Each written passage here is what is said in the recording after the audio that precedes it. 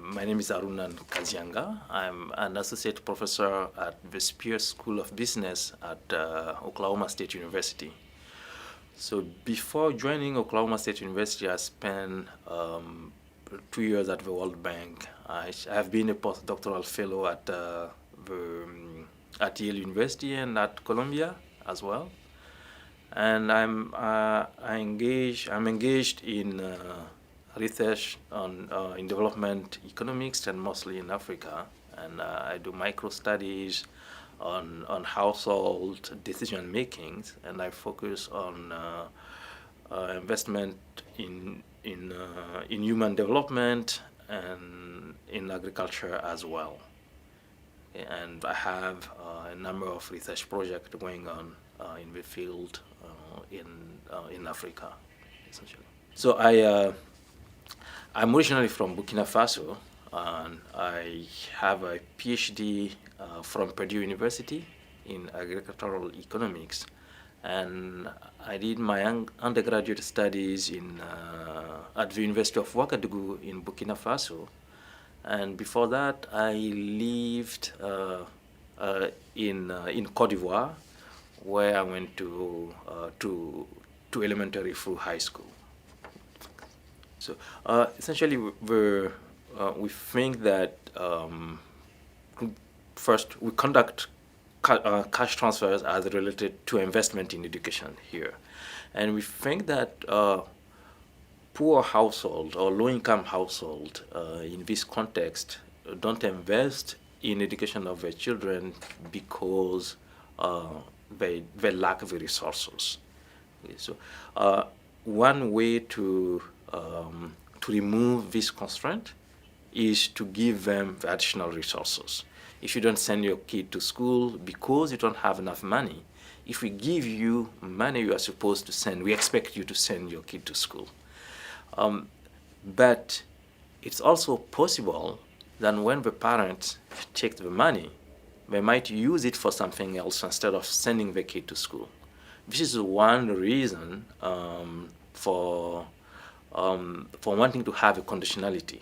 We'll give you the money if we can verify that you are sending your kid to school. And that's what the conditional cash transfers, and that's what we mean by conditional cash transfers. So now in this particular research, there were three underlying motivations. First, we were interested in testing whether cash transfers, conditional cash transfers, at that time that have been proven to be effective in Latin America could could be replicated in Africa. That was not sure. And second motivation, we didn't know if conditional cash transfers work because of the additional money that the household were receiving, the additional resources that the household were receiving, or they worked because of the conditionality. So if I give you $10 to conditional on sending your kid to school, so it could be that you are sending your kid to school because I increased your resources, or it could also be because I imposed the condition that you have to send your kid to school.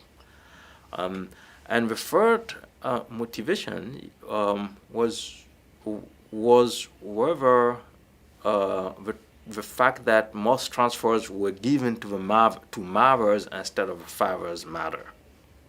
So, and these are the set of questions we wanted to address in this project. So, I will limit myself to a specific set of findings, because in the way we run the experiment, it's possible. We run the experiment in a way that we can compare conditional cash transfers given to mothers versus conditional cash transfers given to fathers, or versus unconditional cash transfers given to fathers or to mothers. But especially for the paper that I discussed today, I will limit myself to comparing conditional cash transfers versus unconditional cash transfers. So the findings are as follows. And we try to understand the role of conditionality. So, and what we found is that if we take the household, we take the families, we can have two categories of children in the families. We have a group of children, category of children that the household or the family will enroll in school even if there was no programs. For example, that will be boys. School-age boys are more likely to go to school even if you don't have a program. And there are other children that the household might not enroll in school if there is no program. For example, girls. So most households don't enroll the girls. So we found that if you give conditional cash transfers, it will motivate you. You'll get the household to enroll the children who will not have been enrolled in school absent of a program. Unconditional cash transfers, on the other hand, has an impact, but relatively smaller impact on the category of children that the household was not planning to enroll.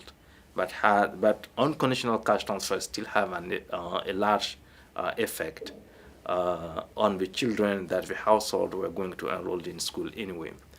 So when comparing conditional cash transfers and unconditional cash transfers, the main conclusions is that both programs have similar effect on the children that the household were going to send into school. That just the income effect. They have more resources and they send more children to school. But conditional cash transfers has a bigger impact on the children that the households were not going to enroll in school. That's our main finding. So in terms of policy implications, so find that whether you have first having a conditional cash transfer or unconditional cash transfers will have an effect on education outcome. So now, if depending on the group that you want to target, you might want to have an unconditional or conditional cash transfers. So, for example, if the focus is on girls, that the household is not likely to enroll in school absent of a program, then conditional cash transfers will have a larger effect than unconditional cash transfers. But if there is no priorities based on gender, for example, then both programs will have the same effect.